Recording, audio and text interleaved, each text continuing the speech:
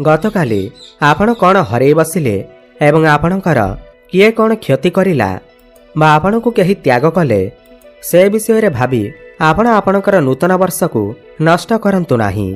बंधुगण, आशार सहित परिवर्तनर पदक्षेप नेले जीवन परिवर्तित होइथाए। तेणु किए आपणकु परित्याग कला एवं आपण कौन हरई बसिले ताकू भाबिकी भूल करंतु नाही। नमस्कार बंधुगण, आपण मानकु आमर ही चैनल को स्वागत। आज ही ज्योतिष कार्यक्रम धनुराशि व्यक्तिविशेष मानक पाई बहुत अधिक खास एवं गुरुत्वपूर्ण अछि। आज भिडियो रे आमे आलोचना करिबा धनुराशि व्यक्तिविशेष मानक पाई एही नूतन वर्ष 2026 किपरि रहिबा। पूरा वर्ष सारा आपण मानकर जीवन रे कौन सबु बड़ परिवर्तन आसीबा। एही नूतन वर्ष 2026 रे नवग्रह मानकर गोचर किपरि रहिबा एवं नवग्रह माने आपनको केउ भली फल प्रदान करिवे, एही सब विषय रे आमे विस्तार भाव में आलोचना करिबा। कौन एही नूतन वर्ष 2026 आपण मानकर जीवन रे अनेक गुड़े खुशी आनी करि देबा। कौन आपणकर जीवन रे जहाँ भी किछि इच्छा अभिलाष अछि ताहा पूर्ण करिबा। एही 2026 रे आपण मानकर जीवन रे केते शुभ फल प्राप्ति हेबा एवं केते अशुभ फल प्राप्ति हेबा, एही समस्त विषय रे आमे जानिबा। देखंतु एही वर्ष सूर्यंकर वर्ष अटे एवं सूर्य आपणकर भाग्य भावर अधिपति अटंती।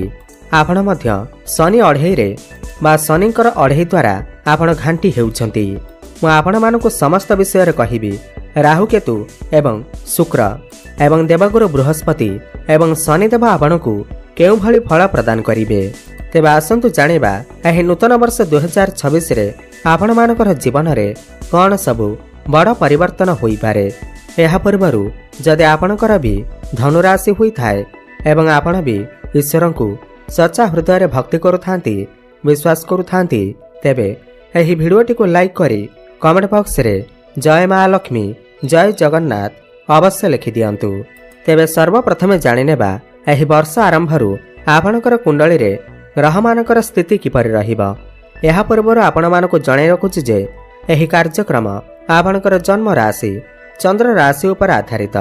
आपणकर जदि धनु राशि हुई थाए एवं आपणकर जदि भी धनु लग्न हुई थाए आपण एही भिडियोटी को देखि पारिबे। देखंतु आपणकर हेउछि धनु राशि एवं आपणकर राशि रो अधिपति हेउछंती देवगुरु बृहस्पति। बृहस्पति वर्ष आरंभरु आपणकर सप्तम रे गोचर करिवे। सूर्य, शुक्र, बुध एवं मंगल आपणकर प्रथम भाव लग्न भाव रे विराजमान रहिबे। राहु आपणकर तृतीय रे रहिबे एवं केतु आपणकर भाग्य भाव माने नवम भाव रे गोचर करिवे एवं शनि आपणकर चतुर्थ रे गोचर करिवे। देखंतु जेहेतु एही वर्ष सूर्यंकर वर्ष अटे त प्रथमे सूर्यंक ठारो आरंभ करिबा। वर्ष आरंभरु सूर्य आपणकर लग्न रे रहिबे एवं जनवरी 14 परे आपणकर द्वितीय भाव माने धनर भाव को चलन करिवे। एहा सहित मंगल मध्य आपणकर जनवरी 14 परे द्वितीय भाव को चलन करिवे। एही समय आपणकर धन कमेबा को नै बहुत भल समय अटे। एही समय रे आपणकर जहा भी आर्थिक समस्या रहिथिबा ताहा सब दूर होई जिबा। किंतु आपण टिके आपणकर बाणी ऊपर ध्यान रखंतु, अहंकार करंतु नाही। एही समय रे आपणकर घर परिवार रे टिके कଳି झगड़ा देखा देई पारे, काहेकि ना मंगल एवं सूर्य होउछंती अग्नि तत्वर ग्रह। किंतु गोटे पॉजिटिव कथा एहा अटे कि एहा आपणकर धनर उन्नति पाई बहुत भल समय अटे। एही समय रे आपण किछि एक्स्ट्रा इनकम करबा को मन बळई पारंती एवं कोनोसी स्रोतरु आपणकु धन मध्य प्राप्ति होई पारे। धन उपार्जन करबा पाई आपणको नुआ नुआ बाट मध्य मिलिबा। एही समय रे आपण देखिबे आपणकर व्यय अपेक्षा आपणकर आय अधिक रहुछि। किंतु मने रखंतु, डेट मने रखंतु, जनवरी 14 ठारु नै करी फेब्रुआरी 24 पर्यंत जेतेबेले आपणकर बाणी भाव रे सूर्य एवं मंगल रहिबे, एही समय रे आपण आपणकर क्रोध उपर टिके नियंत्रण रक्षा करंतु। बाणी उपर ध्यान रखंतु, काहाकु कोन कहउचंती आपण भाबिचंती कि कुहंतु। एहा परे फेब्रुआरी 24 रु नै करी आपणकर एप्रिल मास पर्यंत मंगल तृतीय भाव को चलन करिवे एवं उच्चस्थ हेबे। एहा परे आपणकर भाग्य बदली जिबा, काहेकि ना मंगलकर सीधा दृष्टि आपणकर नवम भाव उपर को रहिबा, भाग्य भाव उपर को रहिबा एवं गुरुंकर दृष्टि मध्य मंगलक उपर रहिबा। एही समय आपणकर कर्म क्षेत्र को नै, क्यारियर क्षेत्र को नै बहुत भल समय अटे। एही समय आपण आपणकर क्यारियर रे बहुत अधिक उन्नति करिपारिबे। आपणक भितर जोश बढ़िबा, साहस पराक्रम बढ़िबा, पॉजिटिव ऊर्जा बढ़िबा। आपण समस्त कर्म को बहुत सहजरे एवं स्मार्ट वे करने को पसंद करेंगे। एवं पूर्वर सेठारे राहु आपणकर तृतीय अछंती एवं पूरा वर्ष सारा तृतीय भाव में चलन करेंगे। एवं राहु को तृतीय भाव में बहुत ही सर्वश्रेष्ठ माना जाए। जो व्यक्तिविशेष माने ऑनलाइन में काम करुछंती, डिजिटल मार्केटिंग रे काम करुछंती, फाइनेंस क्षेत्र में अछंती, ट्रैवल एंड टूर क्षेत्र में अछंती, यात्रा रे अछंती, जो माने टीचरशिप लाइन में अछंती सेमान को बहुत अधिक शुभफल प्राप्ति हेबा। एही वर्ष सेमानक पाई अनेक गुड़िया सफलता आनी करि देबा। एही वर्ष आपण बहुत बेसी छोट मोट जगह को यात्रा करि पारंती। सान भाई भौणी मानक सहित आपणकर संपर्क बहुत भल रहिबा। फेब्रुआरी नहीं एप्रिल मास भितरे आपण जदि करजर मायाजाल रे फसी रहिथिले, करजर मायाजालरू आपण बाहरी पारु नथिले एवं करज सुझिबाकू आपण सक्षम होई पारु नथिले, तेबे एही समय रे आपणको समस्त करज ऋणरू मुक्ति मिलिबा। एवं केही भी जदि आपणकर शत्रु आपणकर किछि क्षति करबाकू चाहुथिला, केही व्यक्ति आपणकर किछि क्षति करबाकू चाहुथिला, त समस्त शत्रु मानक ठारू मध्य आपणको मुक्ति मिलिबा। एवं समस्त कंपटीशन प्रतियोगितामूलक परीक्षा रे आपणको सफलता प्राप्ति हेबा। आपण जदि क्रीडा क्षेत्र रे अछंती, तेबे आपणको एही समय रे सफलता प्राप्ति हेबा। एही समय रे भाग्य रे जबरदस्त उन्नति देखिबाकू मिलिबा। आपण किछि बड़ कार्य आरंभ करने को भावी पारंती, बड़ इन्वेस्टमेंट करि पारंती, किंतु मंगल आपणकर उच्चस्थ होइथिबारु आपणकर सहकर्मी सहित टिके आर्गुमेंट होई पारे। आपणक भितर मध्य क्रोध देखा देई पारे, काहेकि ना मंगलंकर दृष्टि आपणकर कर्म क्षेत्र उपर को रहुअछि। कर्म तो बहुत भल रहिबा, आपण बहुत भल भाव कर्म करिवे, किंतु कर्म स्थान रे आपणकर काहा सहित कଳି झगड़ा आर्गुमेंट भली समस्या देखा देई पारे। जो व्यक्तिविशेष माने पदोन्नतिर अपेक्षार थिले, प्रमोशन पाई इच्छा रखिथिले, सेमानंकु एही समय मध्य प्रमोशन मिलिबार बहुत अधिक संभावना बनुअछि। एवं जो व्यक्तिविशेष माने बेरोजगारी अटंती, जो मानक पाखरे कोनोसी भी चाकरी बाकरी नाही, दीर्घ दिन धरी चाकरीर अपेक्षार थिले, सेमानंकु एही फेब्रुआरी मासरु नै करी एप्रिल मास भितरे चाकरी मिलिबार बहुत अधिक संभावना मध्य बनुअछि। कारण मार्च रु नै करी एप्रिल मास पर्यंत सूर्य मध्य आपणकर चतुर्थ रे रही आपणकर दशम भाव को दृष्टि देबे। यह आपणकर कर्म क्षेत्र को नै बहुत भल समय अटे। जेहेतु एही वर्ष सूर्यंकर वर्ष अटे, तो सरकारी क्षेत्र रे आपणको सफलता प्राप्ति हेबा। जेहेतु सूर्य आपणकर भाग्य स्थान रो अधिपति, एही वर्ष आपणकर भाग्य आपणकर साथ देबा। आपण जो भी काम रे हाथ देबे, सेतिरे आपणको सफलता प्राप्ति हेबा। एही वर्ष आपण बहुत बेसी धार्मिक स्थान को यात्रा करि पारंती, काहेकि ना केतु वर्ष सारा आपणकर धर्मर भाव भाग्यर भाव रे विराजमान रहिबे। आपण बहुत बेसी धार्मिक स्थान, देवालय, मंदिर इत्यादि यात्रा करिवे। कोनोसी दूर स्थान को मध्य यात्रा करिवे, किंतु पितांकर स्वास्थ्य किछि समस्या देखा देई पारे। पौत्रिक संपत्तिर आपण को किछि लाभ मध्य प्राप्ति होई पारे। देखंतु आपणक राशि रे वर्तमान शनिकर अढ़ई चालुअछि। शनिकर दृष्टि आपणकर लग्न भाव उपर को रहुअछि। ताहेले शनिकर अढ़ई जोगु आपणकर टिके स्वास्थ्यगत समस्या देखा देउछि। आपण टिके मानसिक चिंता भितर रहुछंती। आपण जो भी काम रे हाथ देउछंती, सेतिरे विलंब घटुअछि, किंतु विलंब हेले मध्य एही वर्ष समस्त काम रे आपणको सफलता प्राप्ति हेबा। काहेकि ना बृहस्पतिंकर दृष्टि आपणकर लग्न उपर को रहुअछि। जेते बाधा विघ्न आसिले मध्य ताहा धीरे धीरे दूर हेबाकू लागिबा। जून मास पर्यंत जेउ पर्यंत गुरुंकर दृष्टि आपणकर प्रथम भाव उपर को अछि, आपण समस्त क्षेत्र रे सफलता प्राप्ति करिवे। आपणकर जहाँ भी किछि स्वास्थ्यगत समस्या थिला, ताहा सब दूर होई जिबा। जहाँ भी किछि आर्थिक समस्या रहिथिला, ताहा मध्य दूर होई जिबा। काहेकि ना पूर्वर आपणकर स्वास्थ्यगत समस्या जोगु बहुत पैसा मध्य खर्च होई सारिछि। वर्तमान आपण देखिबे सेतिरे धीरे धीरे सुधार आसीबाकू लागिबा। एवं जून 2 तारिख परे आपणकर राशि अधिपति बृहस्पति आपणकर अष्टम भाव को चलन करिवे। एही समय आपणकर टिके स्वास्थ्यगत समस्या देखा देई पारे। आपणकर मोटापण भली समस्या देखा देई पारे। किडनी किमा लिभर किछि समस्या देखा देई पारे।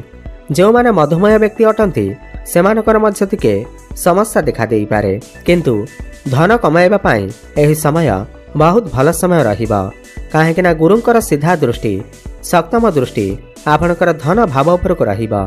पारिवारिक सुख आपनको प्राप्ति हेबा। आपणको नूतन जगारू नूतन स्रोतरू धन मध्य प्राप्ति हेबा। समय समय आपणको आकस्मिक धन मध्य प्राप्ति हेबा। एही समय आपणकर गृह को कोनोसी नूतन अतिथि मध्य आसी पारंती। जे नूतन दंपति माने संतानर आशा रखिथिले ताहेले जून मास परे सेमानको संतान सुख मिलिबार बहुत अधिक संभावना बनुअछि। देखंतु वर्ष आरंभରୁ जून मास पर्यंत गुरु आपणकर सप्तम रे अछंती, शुभ स्थान रे अछंती। तो सप्तम भाव आपणकर वैवाहिक जीवन दाम्पत्य जीवन व्यापार वाणिज्यर भाव होइथाय। जो पिलामानकर विवाह बयस होई जायछि घर को विवाह प्रस्ताव आसुनाही, विवाह प्रस्ताव आसिले मध्य भांगी जाउथिला। एही वर्ष एमिति एक वर्ष अटे सेमानकर विवाह प्रस्ताव मध्य घर को आसी पारे एवं विवाह मध्य फाइनाल होई पारे। संतान सुख मध्य आपणक प्राप्ति होई पारे एवं वैवाहिक दाम्पत्य जीवन रे पूर्वर जदि भी किछि समस्या लागि रहिथिला, आर्गुमेंट रहुथिला, ताहा मध्य धीरे धीरे दूर हेबा। एवं जो व्यक्ति विशेष माने व्यापार वाणिज्य करुछंती जून मास पर्यंत आपण आपणकर व्यापार वाणिज्य रे बहुत ही अधिक उन्नति प्रगति करिवे। आपण किछि नूतन व्यापार मध्य आरंभ करि पारंती। पार्टनरशिप रे आपण किछि व्यापार वाणिज्य आरंभ करि पारंती जहाँ भविष्य रे आपनको अनेक गुड़िए लाभ आनी करि देबा। एही समय आपणकर डेली इनकम मध्य बढ़िबा, फाइनेंशियल ग्रोथ हेबा। आपण किछि पैसा मध्य संचय करि परिबे। देखंतु आ गोटे कथा, एही वर्ष आपणकर प्रेम जीवन शिक्षा क्षेत्र को नहीं बहुत भल समय रही अछि। काहेकि पंचम भावर अधिपति मंगल भल स्थान रे गोचर करुछंती। वर्ष आरंभରୁ नहीं करी वर्ष अधा पर्यंत आपणकर प्रेम जीवन रे आपणको खुशीर माहौल लगी रहिबा। प्रेम जीवन रे जहाँ भी किसी समस्या रहुथिला, जो मानकर कथबार्ता बंद हो जाइथिला, ब्रेकअप आदि हो जाइथिला, सेमानकर पुणी थरे कथबार्ता होई पारे। एप्रिल मास एक एमिति मास अटे जो समय रे आपणकर प्रेम जीवन मजबूत हेबाकु लागिबा। आपण आपणकर प्रेम जीवन को आगको बढ़ाइबाकु चेष्टा करि पारंती एवं आपणकर भल पाइबा एही वर्ष विवाहर रूप मध्य नहीं पारे। आपनको भ्रमण सुख मध्य प्राप्ति होई पारे, किंतु आपणकर पार्टनर को भितरे टिके क्रोध देखा देई पारे, जिद्दीपण देखा देई पारे। एथिप्रति आपण टिके ध्यान देबे एवं शिक्षा क्षेत्र रे मध्य अद्भुत पूर्वक सफलता प्राप्ति हेबा। काहेकि ना गुरु जे कि ज्ञानर कारक ग्रह आपनको ऊपर दृष्टि देउछंती। शिक्षा क्षेत्र रे आपण एही वर्ष किछि उच्च शिक्षा करिबा पई बाहर को जाई पारंती।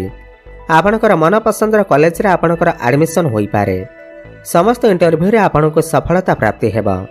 जून मास भितरे आपणकर जदि किछि एग्जाम अछि, कॉम्पिटिटिव एग्जाम अछि, सरकारी क्षेत्र रे जदि किछि परीक्षा अछि, तेबे सेथिरे आपण निश्चिंत भाव रे उत्तीर्ण करिवे। पाठपढ़ार एही वर्ष आपण किछि ना किछि उन्नति प्रगति करिवे। जो मानकर संतान अछंती एही वर्ष सेमानकु संतानक द्वारा किछि खुशी खबर मध्य प्राप्ति होई पारे। संतानक द्वारा आपणकर भाग्य मध्य बदली पारे। संतानक द्वारा आपनको सम्मानित करा जाई पारे। जून मास परे गुरु जेतेबेले अष्टम भाव को चलन करिवे, जो माने गुप्त विद्या अध्ययन करुछंती, साइंटिस्ट अछंती, रिसर्च क्षेत्र रे अछंती, सेमानको अत्यंत शुभफल प्राप्ति हेबा एवं गुरुंकर नवम दृष्टि आपणकर चतुर्थ भाव उपरक रहिबा, सुखर भाव उपरक रहिबा। एही समय आपनको समस्त सुख प्राप्ति हेबा, समस्त भौतिक सुखर प्राप्ति हेबा। आपण किछि भूमि, जमी, प्रॉपर्टी, नूतन जानवाहन एही समय रे क्रय करि पारंती। नूतन गृह मध्य आपण निर्माण करि पारंती। मांकर स्वास्थ्य रे जदि किछि समस्या लागि रहुथिला, काहेकि ना शनि आपणकर चतुर्थ रे थिबारु आपणकर मांकर स्वास्थ्य रे किछि समस्या देखा जाउथिबा, ताहा मध्य जून मास पर सेथिरे किछि मात्रा रे सुधार आसीबाकु लागिबा। मांक सहित आपणकर संपर्क बहुत भल रहिबा। एही वर्ष जो माने कंस्ट्रक्शन रे काम करुछंती, इनपुट एक्सपोर्ट रे काम करुछंती, वैदेशिक कार्यगति रे अछंती, जो माने आईटी सेक्टर रे अछंती, टेक्निकल फील्ड रे अछंती, होटल मैनेजमेंट करुछंती, सेमानकु अत्यंत शुभफल प्राप्ति हेबा। जेहेतु शनिकर दृष्टि आपणकर राशि उपरक रहुअछि, एही वर्ष आपण किछि ना किछि बड़ जिनिस अवश्य क्रय करि पारंती। कोनोसी मशीन जातीय जिनिस, इलेक्ट्रोनिक जिनिस, जानवाहन किणिबार त बहुत अधिक संभावना बनुअछि। तेबे मोटामोटी देखिबाकू गले एही वर्ष आपण मानक पई पदोन्नतिर वर्ष अटे। समस्त क्षेत्र रे आपणकु सफलता प्राप्ति हेबा। ଅଧିକ ଶୁଭଫଳ ପ୍ରାପ୍ତି କରିବା ପାଇଁ ଆପଣ ପ୍ରତ୍ୟେକ ଦିନ ଗୁରୁଙ୍କର ବୀଜମନ୍ତ୍ରର ଜପ ଅବଶ୍ୟ କରନ୍ତୁ। ଓମ୍ ଗ୍ରାମ ଗ୍ରୀମ ଗ୍ରୋମ ସହ ଗୁରବେ ନମଃ 108 ଥର ପ୍ରତ୍ୟେକ ଦିନ ଜପ କରନ୍ତୁ। ପ୍ରତ୍ୟେକ ଦିନ ପ୍ରାତଃ ସମୟରେ ସୂର୍ଯ୍ୟଙ୍କୁ ଜଳାର୍ଘ୍ୟ ଅର୍ପଣ କରନ୍ତୁ ଏବଂ ସନ୍ଧ୍ୟାରେ ହନୁମାନ ଚାଳିଶାର ପାଠ କରନ୍ତୁ ଏବଂ ପ୍ରତ୍ୟେକ ଗୁରୁବାର ଦିନ କଦଳୀ ଗଛ ମୂଳରେ ହଳଦୀ ପାଣି ଅର୍ପଣ କରନ୍ତୁ। ଶୁଭଫଳ ପ୍ରାପ୍ତି ହେବା ସହିତ ଆପଣଙ୍କର ଭାଗ୍ୟରେ ଉନ୍ନତି ଆସିବ। ଧନ୍ୟବାଦ।